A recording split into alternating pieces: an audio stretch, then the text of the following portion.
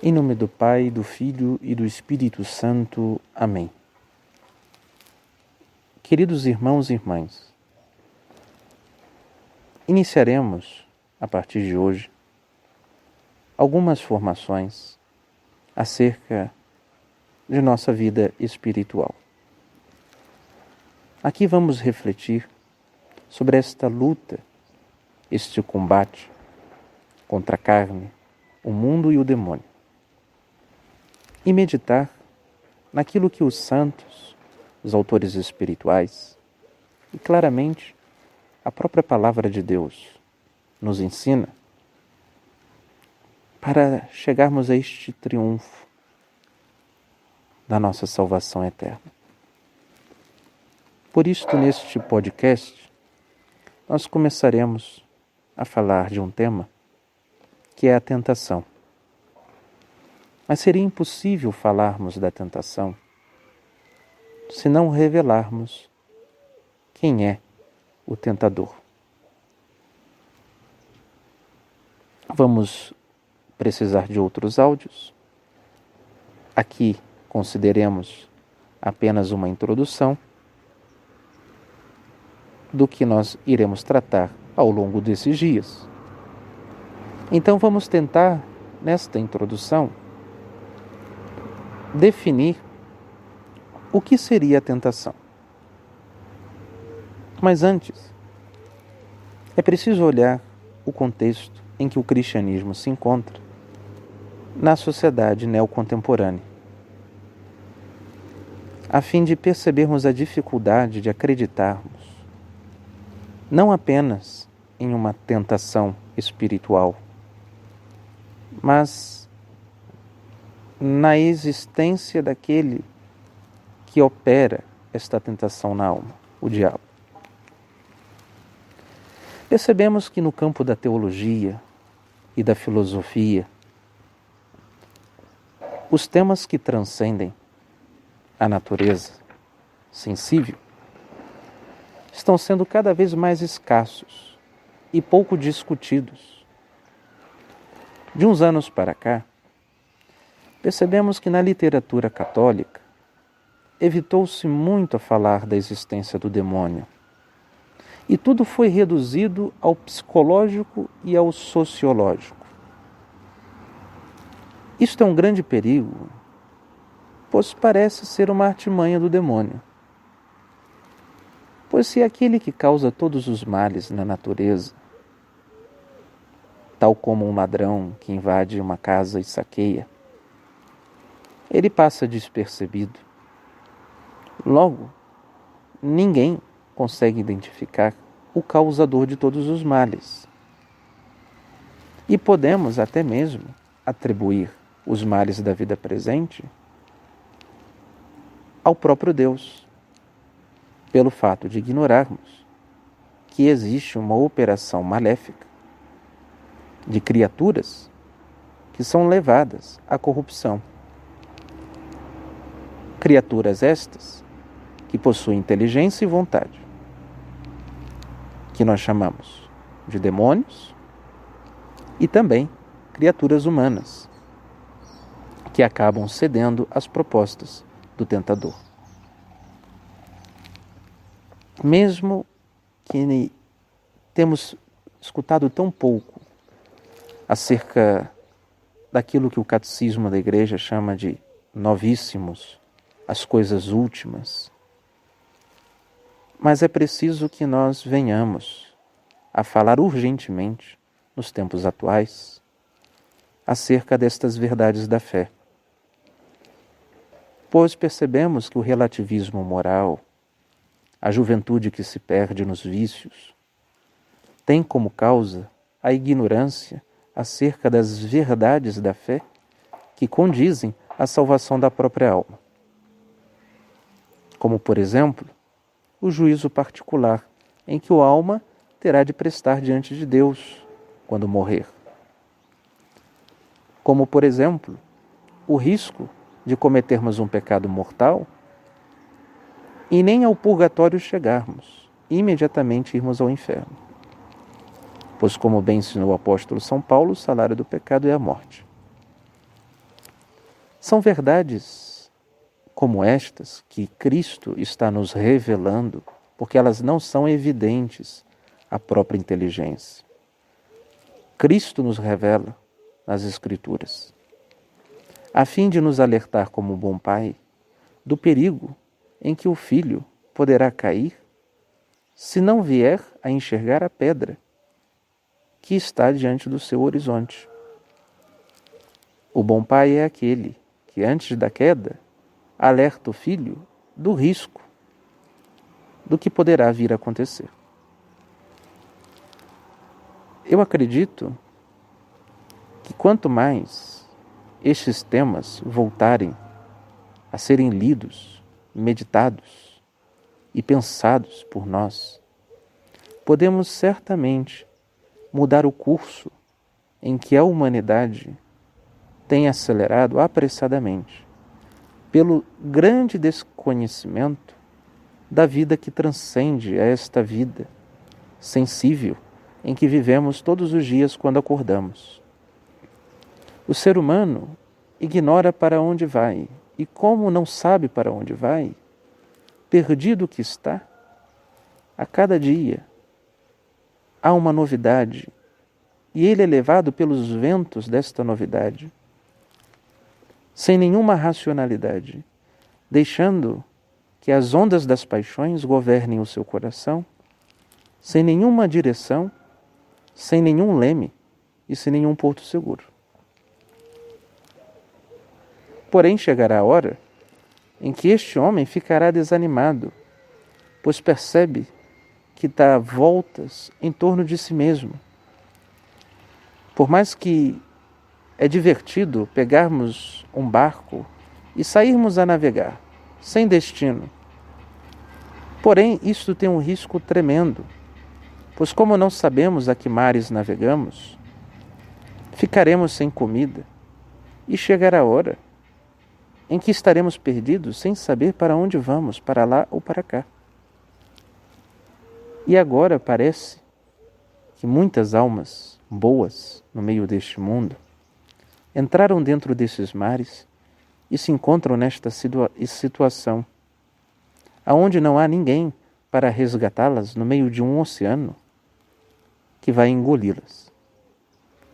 Pois pegaram os barquinhos de suas vidas e navegaram largamente, sendo levados pelo vento que sopra do mundo em mares agitados das paixões desordenadas pelo pecado. Por isto, eu acredito, pessoalmente, que ao voltarmos a falar do inferno, ao voltarmos a falar da existência do demônio, ao voltarmos a falar da existência dos anjos, do céu, do paraíso, das recompensas de Deus, da caridade, da fé, da esperança, todos esses temas que nós dificilmente veremos consentidos. Nós dificilmente, em tempos tão paganizados como os nossos, veremos a caridade andando por aí, atravessando os sinais de nossas ruas. Se nós estivéssemos, talvez, no período medieval, em que a frequência de santos que transitavam em meio à sociedade eram maiores, talvez nós encontrássemos esta realidade de maneira mais frequente. Mas, como disse e repetiu São José Maria Escrivá, a crise em que vivemos é uma crise de santos. Digamos que os santos estão escassos e nós não os encontramos tão facilmente nos dias odiérrimos. Por isto que oxalá tivéssemos um grande número de santos andando pelas ruas de nossas cidades. Aí sim veríamos a caridade andando para cá e para lá. Mas isto tem sido cada vez mais raro. Também nós não encontraremos, cruzando pelas nossas casas, um demônio com rabos e chifres. Como também não sentiremos o cheiro de enxofre que sobe das chamas infernais. Ou também não escutaremos a melodia dos anjos que entoam no trono da Santíssima Trindade.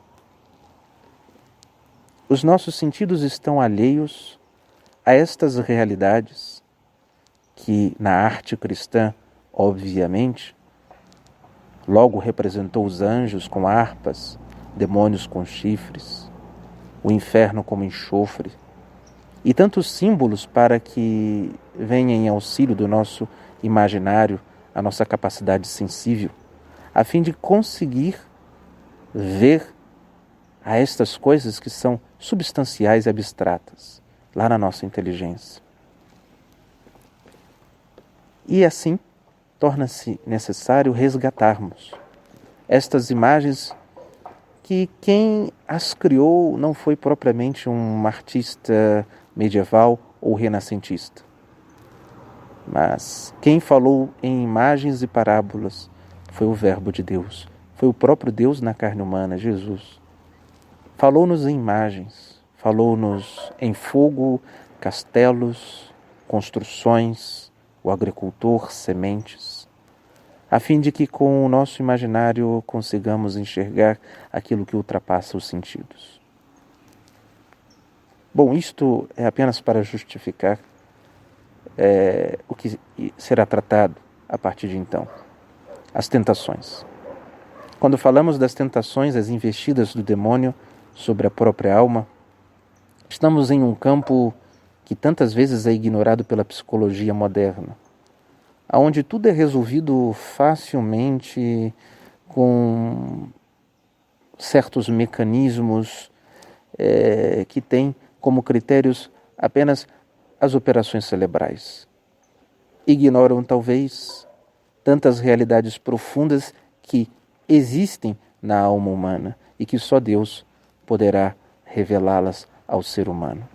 Portanto, nós estamos apoiados em uma antropologia muito mais profunda que a antropologia moderna. Nós estamos apoiados na estrutura desta alma humana vista a partir do Verbo encarnado, que mostra-nos a essência, a substância humana a partir do dado da revelação confiado a nós pela Santa Igreja, pela tradição milenar, em que uma sã psicologia foi formada pelos místicos, pelos diretores espirituais, e esta foi capaz de gerar um equilíbrio psicológico jamais visto na humanidade. Sigamos. Ora, ao falar das tentações, o doutor angélico Santo Tomás de Aquino diz que é o ofício próprio do demônio tentar. É seu ofício próprio. O trabalho próprio do demônio é tentar. Lá no paraíso, quando Deus criou todos os anjos, fez essas criaturas livres, pois não existe amor sem liberdade. Se todos nós não tivéssemos os anjos, não tivessem outra opção senão ficar no céu e amar a Deus, não seria verdadeiramente amor. Amor é um ato da liberdade. Deus deu liberdade aos anjos de escolherem a Ele ou não. Este ato próprio da liberdade fez com que alguns anjos optassem por si mesmos do que a Deus.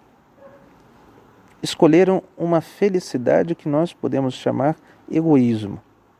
Aquela felicidade de si, não uma felicidade compartilhada.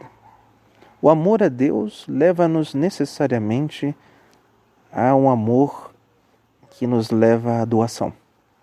Porque quando olhamos para a identidade de Deus, o que Deus é amor, diz o evangelista João. Essa é a identidade de Deus. E este amor é um amor de doação à Santíssima Trindade. O Pai é o que ama, o Filho é objeto de amor do Pai. E o Espírito Santo é o próprio amor entre o Pai e o Filho. Ora, o demônio é justamente a oposição disto. O demônio é aquele que no princípio disse non serviam, não servirei, não amarei, não adorarei. Portanto, o demônio quer a felicidade para si. Talvez uma atitude como esta conseguimos enxergar em tantas pessoas e até em nós. Isso é um resquício do pecado, pois o pecado é uma criação satânica na alma. Quando nós queremos a felicidade para nós. Quando o homem, pela falta da castidade e pureza, ele quer o bem do prazer do sexo para si, e não para abrir-se à vida, à procriação para o outro. Não para fazer com que a sua mulher viva a plenitude da vocação de uma mulher, que é a maternidade. E ali, um ato sexual que foi feito para viver a abertura à vida passa a ser um ato de dois egoístas lutando para conseguir e adquirirem a felicidade própria do prazer sensível. Um querendo tirar do outro o máximo prazer. Enquanto a caridade leva-nos à doação, e esta doação tantas vezes ao sacrifício, à abnegação de nós mesmos. Tal como nós olhamos para Jesus na cruz, que chega a amar-nos ao extremo, abnegando-se completamente de si, deixando-se crucificar no madeiro da cruz. Ora, o diabo, portanto, ele é o tentador, ele é aquele que está nos propondo para que ser feliz junto com o outro, para que doar a sua felicidade. Você já tem tão pouco, seja feliz, o que importa, ignore os outros. Esta é a existência do demônio. Ele começou a existir assim, Satanás. Quando ele foi tentado viver sem Deus, e tentado viver sem Deus, ele tenta outros anjos a mesma proposta. Vejam como nós somos grandes, como nós nos bastamos, quanto poder temos. E daqui a pouco Lúcifer, que era um serafim, tentava convencer aos querubins, aos tronos, as potestades, as dominações. Temos tanto poder, Deus deu-nos tanto. Nós nos bastamos. Podemos fazer um reino nosso. E aquela rebelião no paraíso deu-se o início da criação do inferno. E depois, obviamente, o tentador resolve visitar o jardim onde Deus fez para o homem, por amor ao homem, a esta criação, Adão e Eva. E nós sabemos de toda a história da serpente que parece ali, sorrateiramente, no meio do jardim, a seduzir os nossos primeiros pais. E o pecado original se deu origem por causa de uma tentação. E a tentação é uma proposta. O diabo não tem como obrigar-nos a pecar. O demônio não tinha como obrigar Eva a comer do fruto da árvore proibida. Porque o pecado é um ato livre da própria vontade humana. Ou, no caso angélica, os demônios. É um ato livre entre a vontade e a inteligência, quando existe esse consentimento. Ora, e o que o diabo faz é dar razões para que venhamos agir de acordo com uma vontade que está sendo estimulada por um bem inferior e não ao bem superior que é apresentado à vontade pelo intelecto. Ou seja, a inteligência é feita para buscar a verdade fora de si mesmo. E achando a verdade fora de si, adequa-se a ela, a verdade vai transformando a inteligência e convidando o coração a participar desta felicidade libertadora que Deus nos revela. O demônio vai aparecer, como diz a palavra grega, diabolos, aquele que interrompe o diálogo, aquele que interrompe a revelação divina, aquele que interrompe o processo da verdade com a inteligência, aquele que se colocará entre a verdade e o intelecto. E por isto mesmo vemos em uma sociedade que sofre várias investidas de Satanás, tentações. O demônio tenta as almas contra Deus, tenta as almas contra o caminho da felicidade. E por isto, nunca se viu tantas heresias, erros da fé, tantas ideologias, a má compreensão daquilo que diz respeito à própria lei natural, à própria compreensão do que é físico, e vamos percebendo que as tentações satânicas e demoníacas nos últimos tempos só têm crescido na sociedade em que vivemos. Diz o apóstolo São Tiago: cada um é tentado por suas próprias concupiscências, que o atraem e seduzem. Contudo, é certo que muitas tentações podem vir do próprio demônio.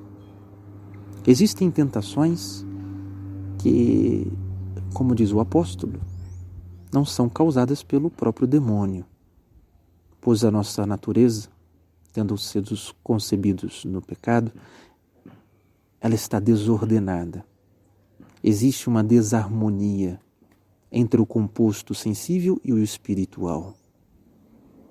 E por isso, as paixões, elas estão em uma desordem. Elas agem excessivamente sobre os nossos corações.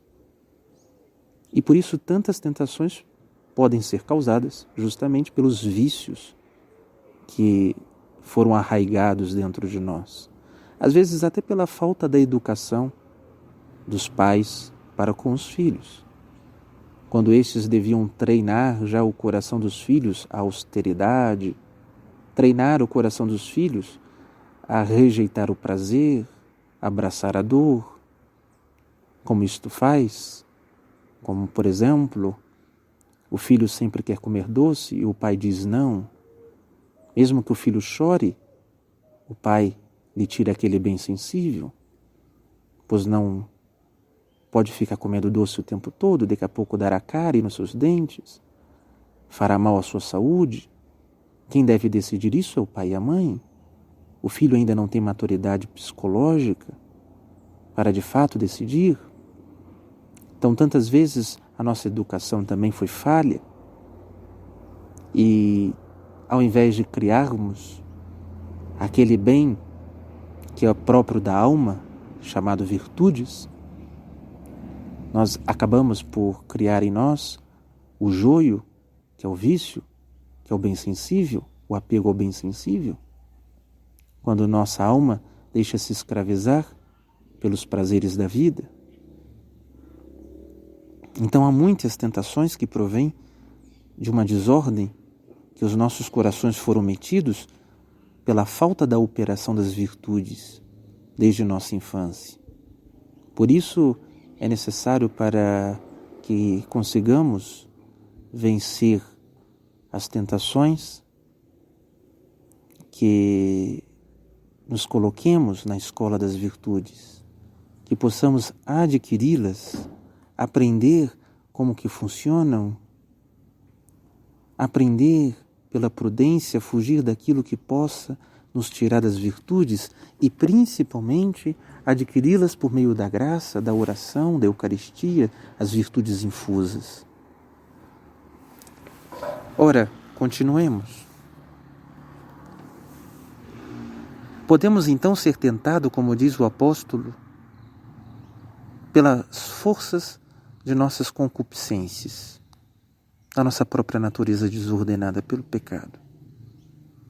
Mas, como disse o apóstolo São Paulo na carta aos Efésios, revestidos da armadura de Deus, para que possais resistir às insídias do diabo, que não é uma luta contra a carne e o sangue, senão contra os principados, contra as potestades, contra os dominadores deste mundo tenebroso, contra os espíritos maus que estão espalhados nos ares.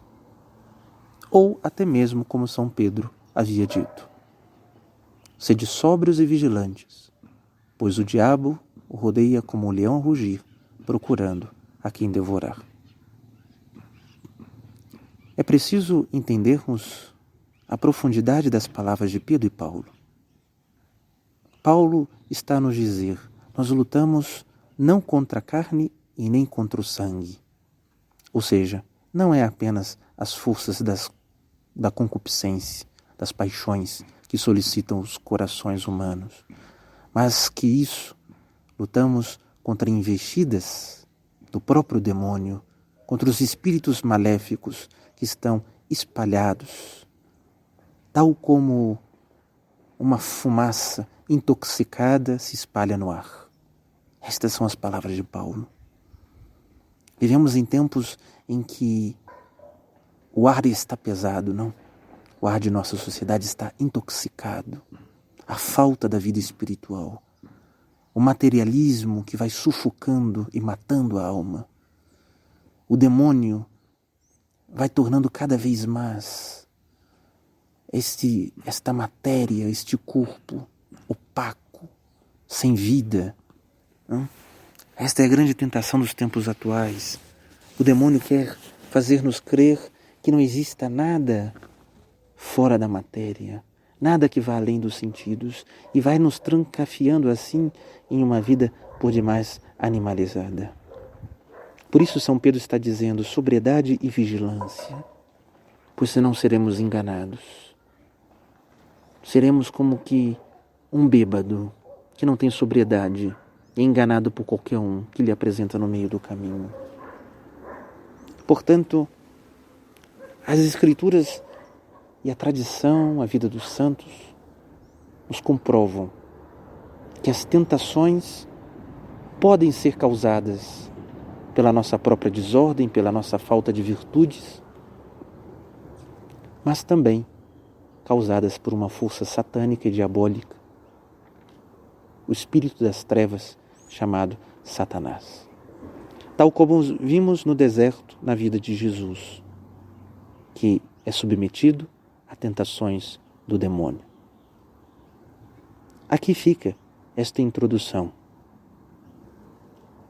Devemos ficarmos atentos, pois o demônio tantas vezes nos visita ao longo dos dias para lembrar-nos de necessidades da vida temporal. Enquanto os nossos anjos da guarda estão a como que nos lembrar das necessidades da alma, da oração, da confissão, da Eucaristia, a alerta para fugir das ocasiões de pecar. E de outro lado, o demônio, nos lembrando do celular, das conversas do WhatsApp, o demônio nos lembrando dos prazeres da carne, da comida, dos lazeres. E nós assim vamos como que entregando os nossos corações aos desejos da carne. E vamos vivendo dia após dia uma vida sem a operação do Espírito. E estas tentações são sutis, não são percebidas por tantos cristãos, e por isso é preciso que nestes áudios venhamos a falar acerca deste combate, onde que o terreno desta guerra é o nosso próprio ser. Estamos em guerra. O demônio invadiu o nosso território e nós precisamos imediatamente pegar nas armas a fim de expulsá-lo dentro deste território que não pertence a ele. Ele é o ladrão. Este território é consagrado, feito para Deus. Que venhamos, ao longo destes áudios, a refletir acerca da nossa exposição ao espírito das trevas. Vamos tentar aprender como livrar-nos das tentações, pois muitas almas frágeis não suportam as investidas do demônio e sucumbem, tal como os nossos primeiros pais. E iremos meditar, como nas Escrituras, como na vida dos santos e como o magistério da Santa Igreja nos ensina os remédios contra o tentador. Louvado seja o nome de nosso Senhor Jesus Cristo. Para sempre seja louvado.